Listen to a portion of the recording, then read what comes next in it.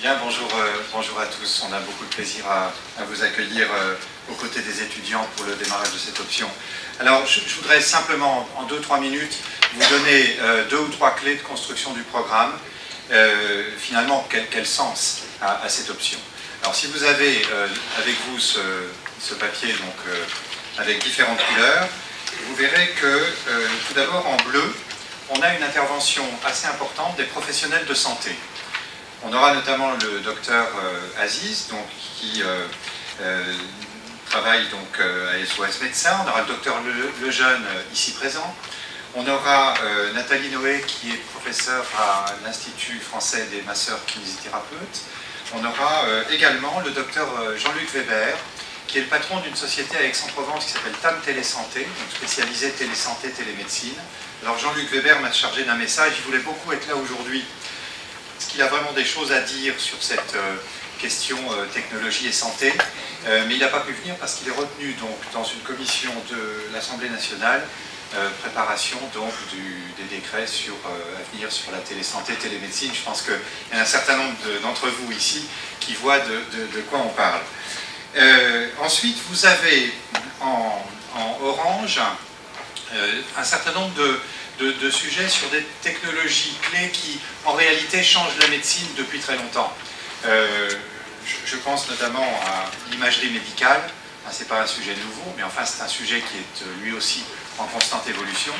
Et puis, j'attire votre attention sur l'équipe de l'Institut des nanotechnologies de Lyon, équipe emmenée par André Dittmar, avec 3 autres personnes, donc une équipe basée à l'INSA de Lyon, qui vient nous parler des microcapteurs et microsystèmes biologiques. Là, on est dans quelque chose qui n'est pas totalement nouveau non plus, mais enfin, dont on peut dire là qu'on a vraiment des technologies du futur.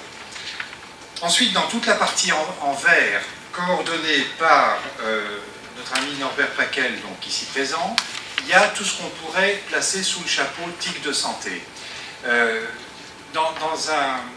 On pourrait dire d'ailleurs que c'est là que nos étudiants vont rencontrer le maximum de professionnels venant d'entreprises, donc de technologies, mais également venant d'organisations publiques comme le GIE César Vital par exemple, ou l'Institut Curie. Je crois que Alain Livartowski est là.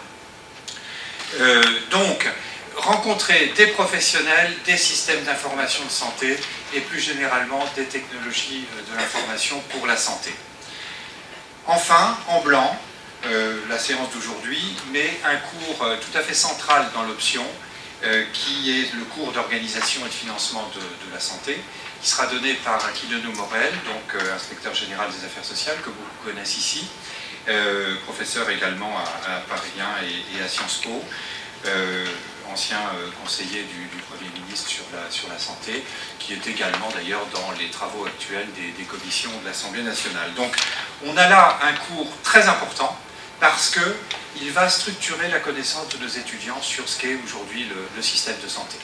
Voilà, donc je ne voulais pas être trop long, je vais simplement vous décrire ces principes de construction. Vous voyez qu'on n'est pas resté sur la technologie, mais qu'on a un ensemble de cours dans lesquels on va faire se rencontrer des médecins et des ingénieurs.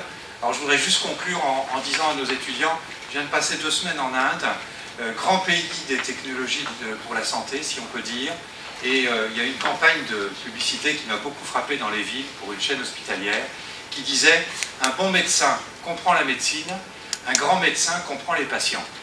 Et je crois qu'on pourrait dire exactement la même chose pour les ingénieurs. Un bon ingénieur comprend la science et la technique, un grand ingénieur comprend les attentes de la société. Voilà, c'est tout ce que je vous souhaite.